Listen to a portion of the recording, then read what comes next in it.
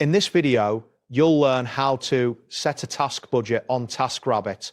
By following these steps, you will be able to filter taskers based on your budget, ensuring you find the right service at a price that works for you. Begin by navigating to the tasker listing page. You can do this by searching for the specific service you need in the search bar.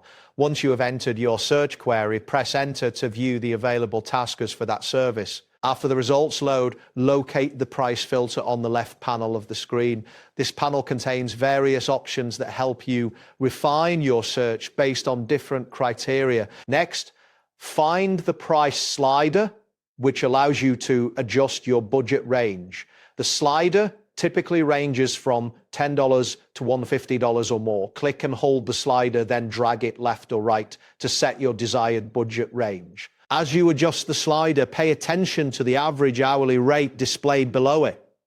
This figure indicates the typical cost for the services you are considering. For example, if the average hourly rate is shown as $45.42 per hour, this can help you gauge whether your budget aligns with the available taskers. Once you've set your budget, the listing will automatically refresh to show taskers who fit within your specified price range.